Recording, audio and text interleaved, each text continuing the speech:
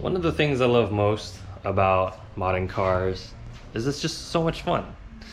So right now what we're going to be doing is we're going to be installing this Racing carbon fiber hood. So I'm pretty excited. I actually got this almost 2 weeks ago, something like that. And yeah, we haven't installed it yet. So I'm gonna go ahead and do that.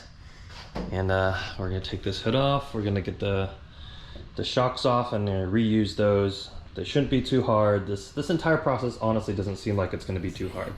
So what I'm gonna do is I'm gonna set up the camera and then we'll just get to installing.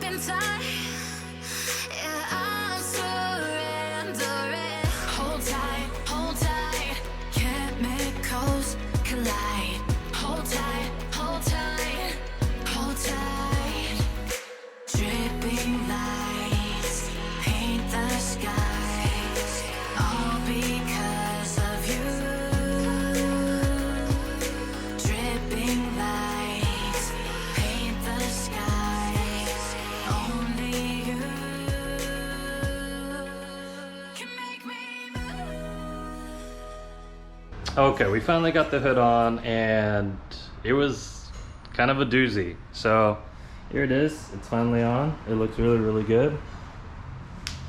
I'm probably actually gonna leave these off. I still need to clamp the hose. But anyways, one thing I found out, for whatever reason, the OEM bar latch thing can go deeper than aftermarket, so you have to raise the latches itself. So let me show you guys. So right here, these things right here, these can be raised. So 3 bolts, 1, 2, 3, and you just pull it up and it'd be raised. This was having a hard time latching properly, so yeah, even now it's like, there we go. So that's a little tight, even with the hood latch raised to max. So probably gonna get some of those hood clamp things, just to make sure the hood doesn't fly off and kill me when I'm driving. But anyways, this is the Racing hood. Fitment is pretty good. It's not the best, maybe 8 or 9 out of 10, but for the most part, pretty good. Everything, yeah, this is slightly misaligned. That side's slightly misaligned, but a little bit of a gap here. It is a lot heavier than OEM though, so for those of you who want to get a carbon fiber hood for weight savings, they won't be, because Honda was really smart with this car, and their OEM hood is actually really light, because I believe it's made out of aluminum. So, but this is honestly, this is more for looks than anything. I like it. I think it looks really, really good. Everything's kind of coming together. So it's a Voltex rep, but just like the Shine A bumper, which is also a Voltex rep. So yeah, I'm glad it's finally on. Gotta start cleanup, and then we'll check out some other stuff later. All right guys, so now we're outside. I want to just kind of talk about the Veloster N a little bit, since, you know, it is a car I just bought and kind of wanted to give you guys my first impressions on it. So anyways, here's the car real quickly.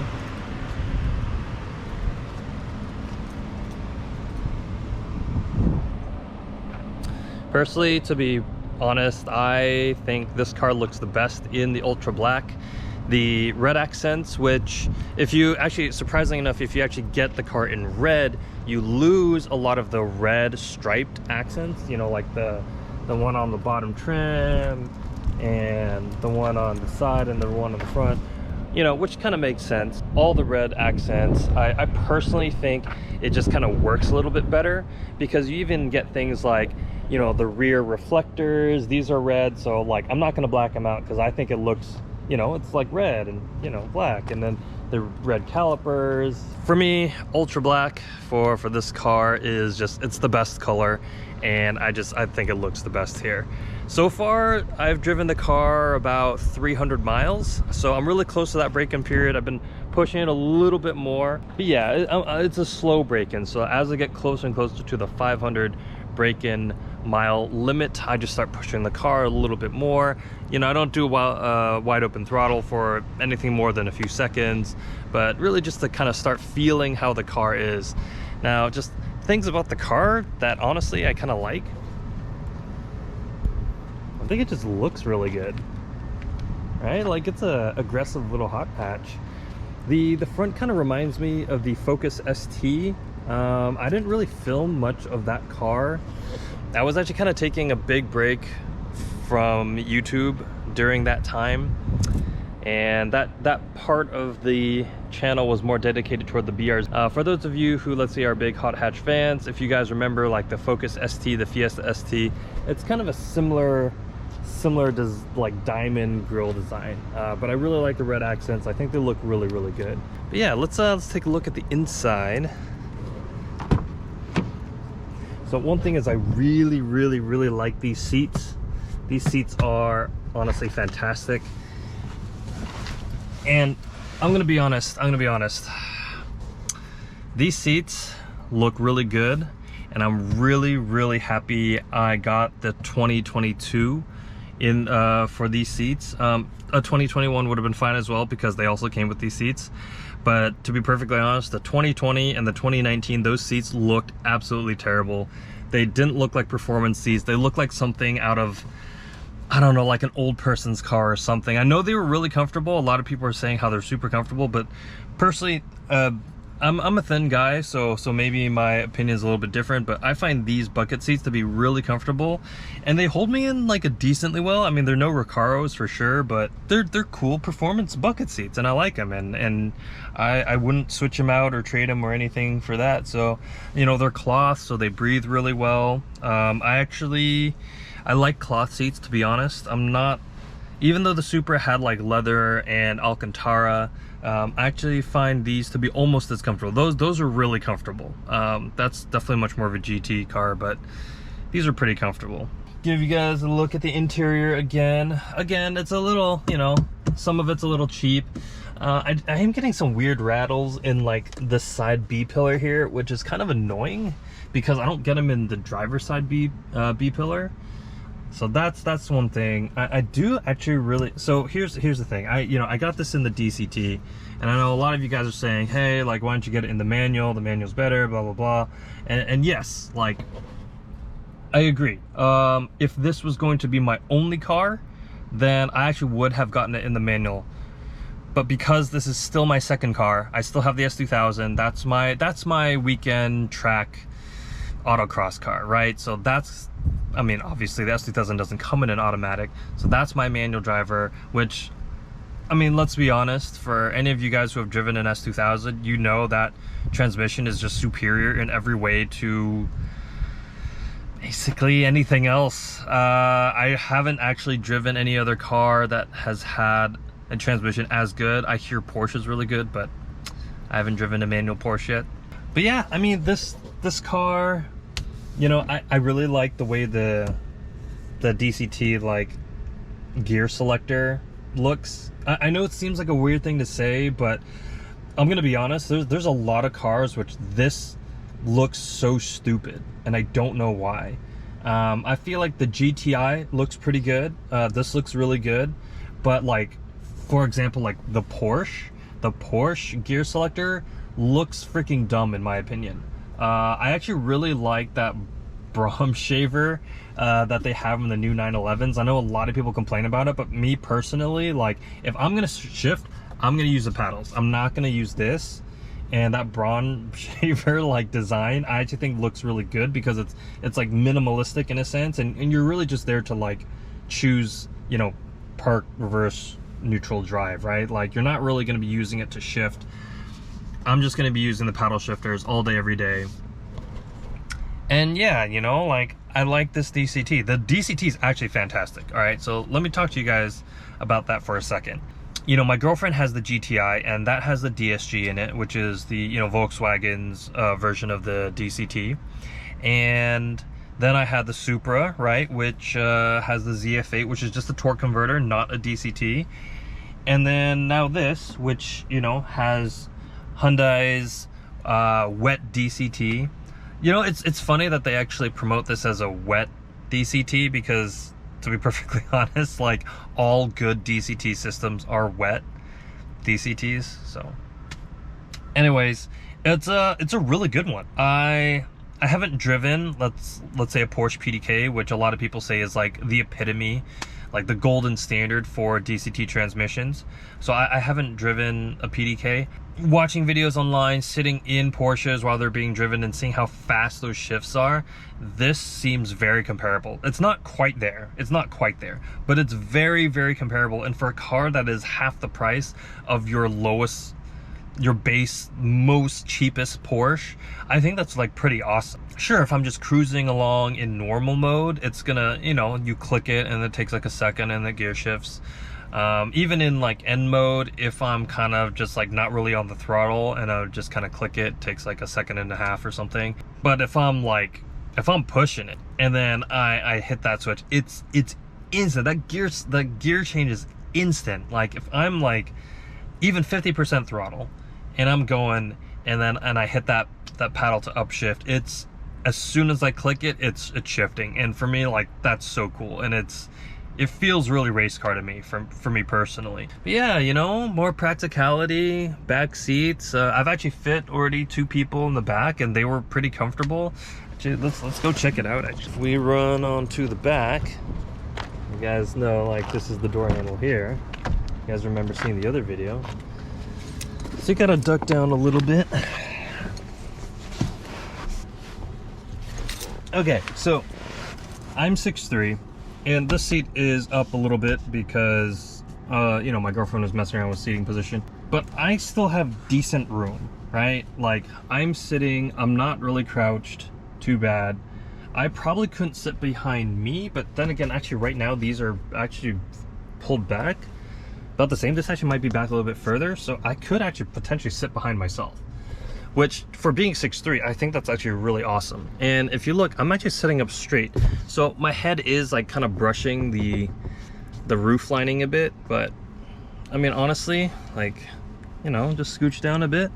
It's actually a good amount of room back here. Really cool. And, you know, this little door here. Yeah, it's so weird, but I love it. You know, I don't know, I love little quirky things like that, like stuff that just doesn't, I like things that would irk most people the wrong way, but like not in a rude way, right? Like, I just like little quirky things, like a third door. Like, there's no door over here, right? There's no door, but, you know, it's weird and I love it. It's great. So let's get on out. Small little hatch, you know. Good amount of room. It's deep, so it's one of those things where you can't just like lift something and then just bring it in. You just have to lift up and over, which kind of sucks. But I mean, I don't do a lot of transport of that kind of stuff too often. These tail lights, actually, I don't know if you guys know, but like if you're big into the 86 community, you know how like they have the Buddy Club, like Lamborghini-esque tail lights. I think it's awesome that this car has those from the factory, so that's pretty cool. One of the things I really like about this car, lastly, honestly, I'll show you guys right now. So I like having multiple drive modes, right? Remember one of my biggest complaints in the Supra was that you only had you had 2 drive modes, right? You had normal and then you had sport, and that's it, right? For me, I really like customizing my drive modes. So, you know, normally we have sport, we have eco, and then we have normal, right? So that's really, really cool. So we have those 3, which are standard, and you can't change those settings around, right? But then we also have this button, which is cool. That's a little race flag. You hit it once and it goes into N mode, and this basically maxes everything out, right? ESC's in sport. You get sport plus on the exhaust. You have, you know, the most aggressive suspension. Like, exhaust even sounds like, you know, like pops way more, right? It sounds really good. But then if you hit it again, you go into custom mode. So custom mode is done by this menu over here.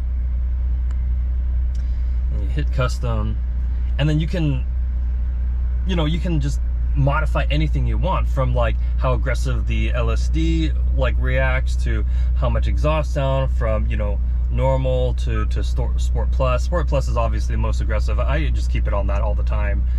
Even ESC, so I like to, you can do it completely off or completely on. I like to set it in sport, so it gives me a little bit of slip.